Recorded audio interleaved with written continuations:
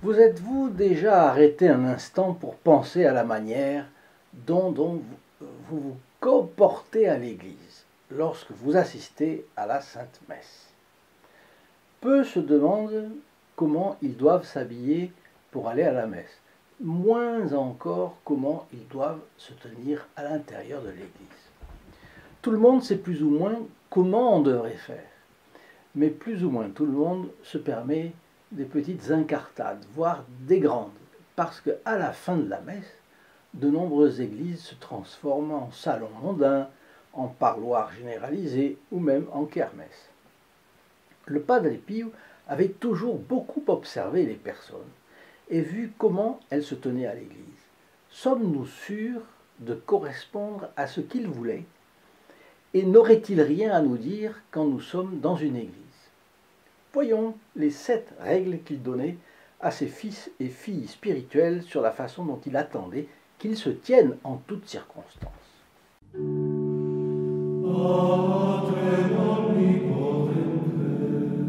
Chers amis fidèles du Padre Pio, bonjour, mon nom est Jean Goyard et vous assistez au programme sur les pas du Padre Pio. Aujourd'hui, les 7 règles du Padre Pio pour se tenir correctement à l'église.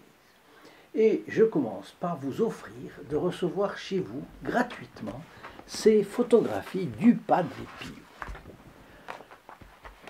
Il vous suffit de téléphoner au 08 05 36 08 47. C'est une communication gratuite depuis la France. C'est le coût d'un appel local pour les dom-toms et gratuit donc pour la France métropolitaine. Et pour nos amis résidents au Canada, eh bien, veuillez composer le 1 844 398 88 67. Pour ceux qui habitent en France, il y a aussi ce calendrier hors commerce que nous pouvons vous expédier et qui vous aidera à passer l'année sous la protection du Sacré-Cœur et le regard bon et scrutateur de notre bon Padre Pio. Et je vous signale enfin une campagne dont vous avez certainement reçu le lancement il y a peu de temps. Voilà, c'est la publication du petit livret de la bonne confession du Padre Pio.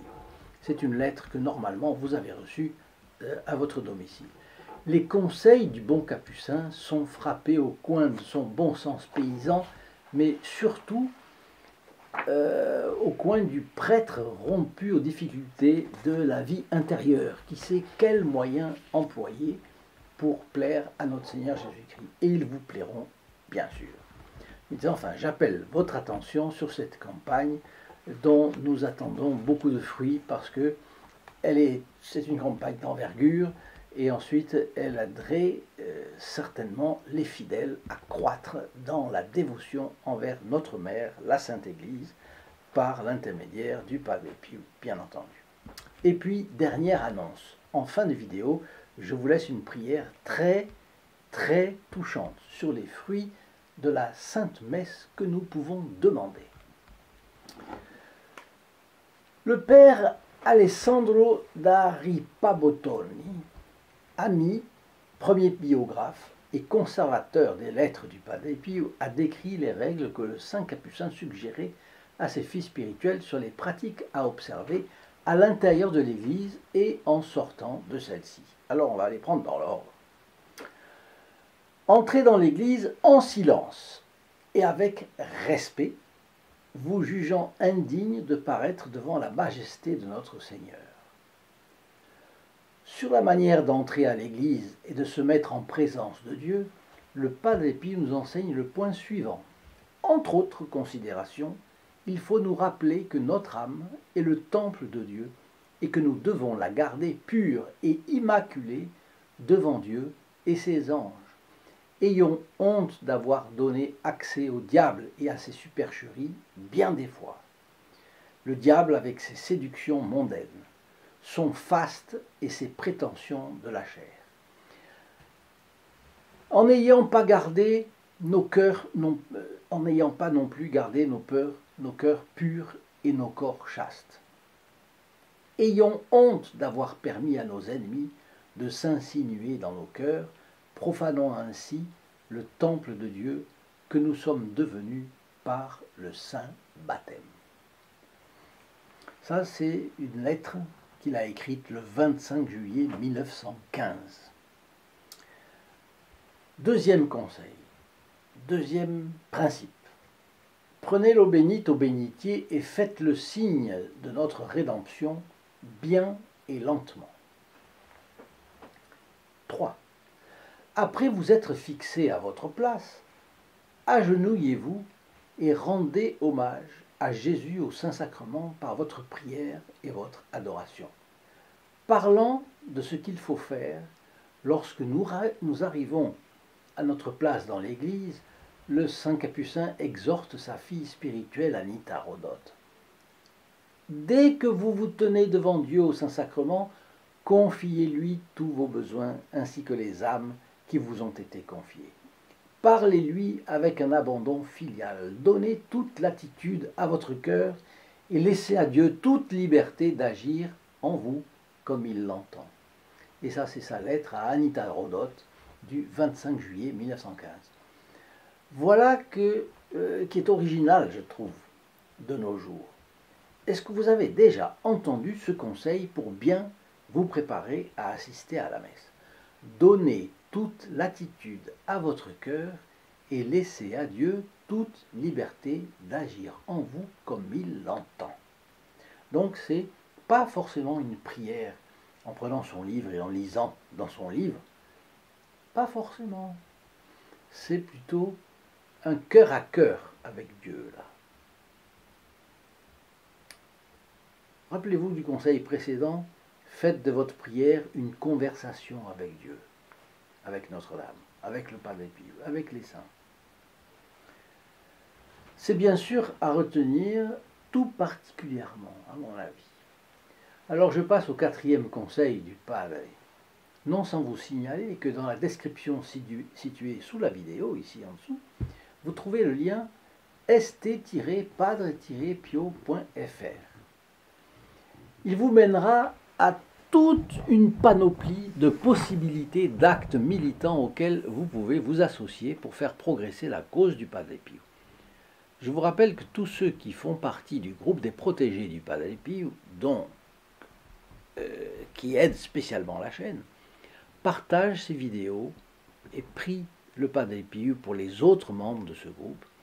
Eh bien, tous les membres de ce groupe bénéficient d'une messe par semaine, célébrée dans leurs intentions. Autrement dit, 52 messes par an, au moins. Au moins parce qu'il y a certaines fêtes du Padre Pio.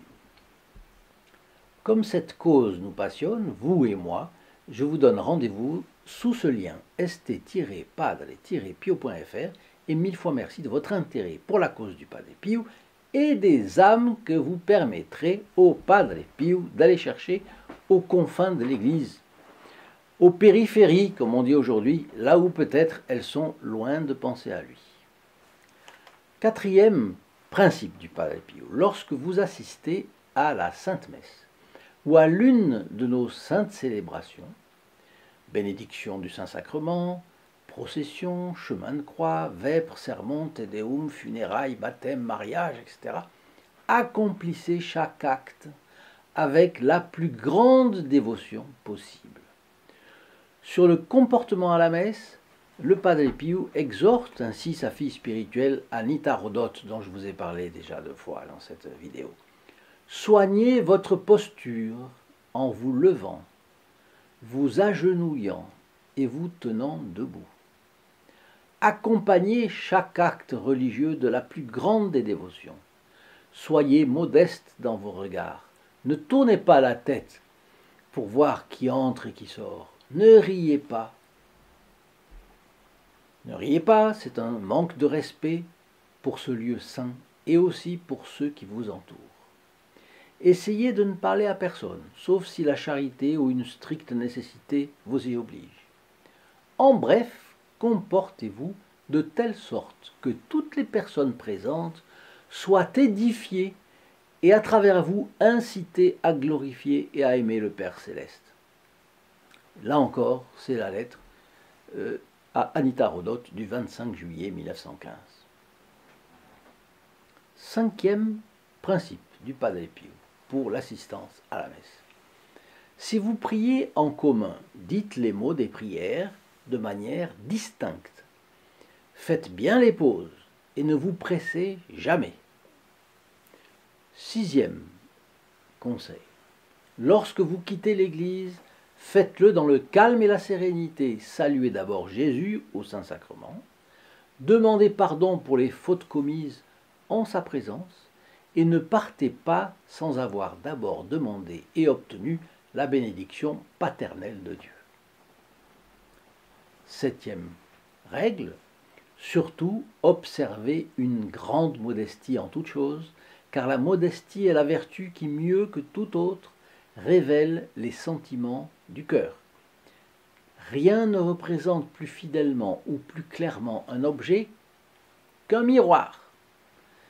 De même, rien ne représente plus largement les bonnes ou mauvaises qualités d'une âme qu'un arrangement plus ou moins bien soigné de son extérieur, comme lorsque quelqu'un semble avoir été plus ou moins modeste.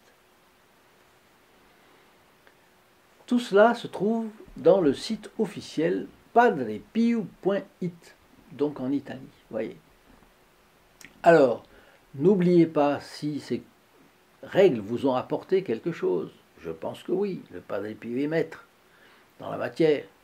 Eh bien, de mettre votre like, de partager cette vidéo et de rajouter vos commentaires, bien entendu, sous la vidéo. Alors maintenant, je vais vous donner cette prière, qui est jolie comme tout.